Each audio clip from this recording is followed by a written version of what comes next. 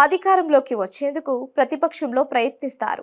అధికారంలోకి వచ్చిన తరువాత పాలనతో పాటు రాజకీయాలపై అదే స్థాయిలో దృష్టి పెడతారు. క్షణం తీరిక లేకుండా గడుపుతారు. రోజులో కేవలం 8 గంటలు మాత్రమే విశ్రాంతి తీసుకుంటారు. మిగతా 16 గంటలు అవిశ్రాంతంగా గడుపుతారు. అందుకే తాను 7 పదులకు చేరుకున్న యువకుడినేనని చంద్రబాబు చెప్పుకుంటారు.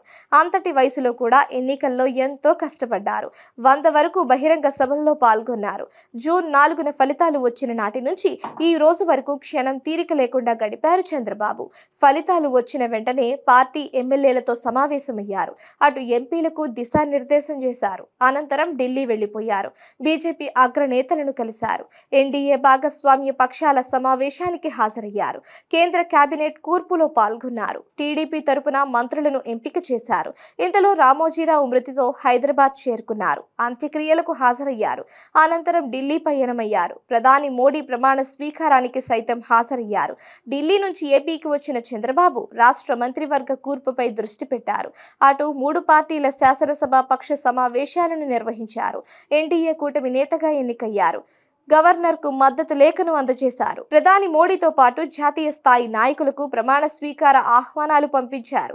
ఈ నెల 11న అర్ధరాత్రి 1 గంట దాటిన తరువాత మంత్రుల జాబితాను ప్రకటించారు. కేంద్ర మంత్రులు అమిత్ షా, జేపీ నడ్డా వంటి వారికి ఆత్మీయ విందు ఇచ్చారు. ఉదయాన్నే ప్రమాణ స్వీకారానికి సిద్ధమయ్యారు. గన్నవరం ఎయిర్పోర్ట్లో ప్రధాని మోడీకి సాదరంగా ఆహ్వానం పలికారు. రోజంతా ప్రమాణ స్వీకార కార్యక్రమంలో నిమగ్నం కాగా సాయంత్రం కొత్త కేబినెట్ సహచరులతో ప్రత్యేకంగా సమావేశం అయ్యారు. వారికి దిశానిర్దేశం చేశారు. అనంతరం తిరుపతి బయలుదేరి వెళ్లారు.